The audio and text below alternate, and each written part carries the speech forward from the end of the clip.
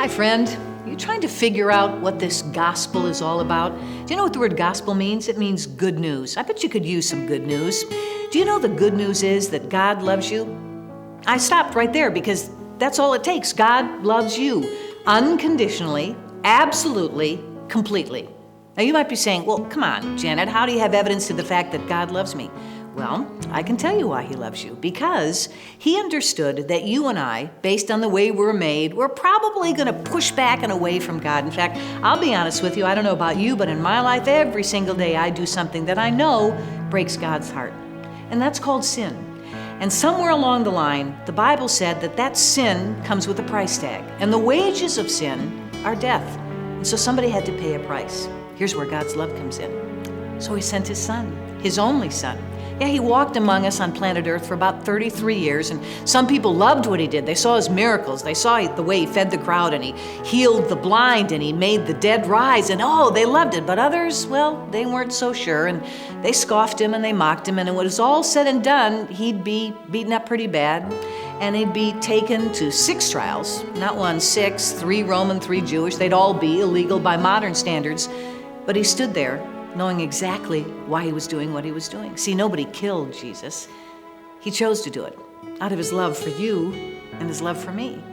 He knew that price had to be paid, so he allowed history to be played out, and he knew every aspect of that history. He knew exactly what would happen. He knew he'd be beaten up, he knew he'd be whipped, he'd be slandered, he'd be maligned, he'd be forsaken.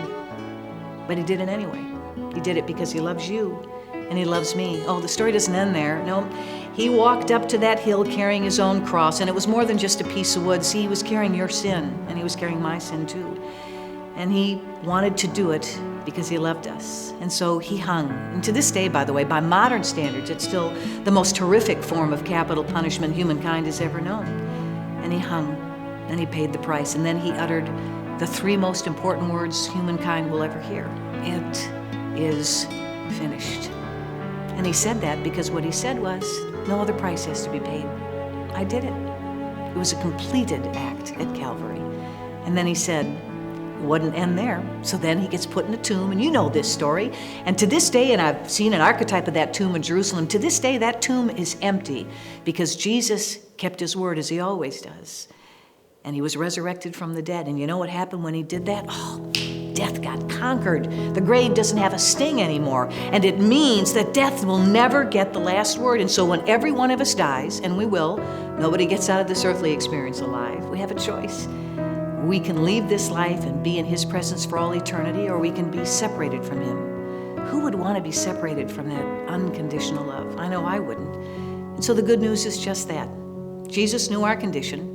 He paid the price. He did what had to be done. And then because he's a loving, gentlemanly God, he gives us the opportunity to either accept or reject what he's already done for us.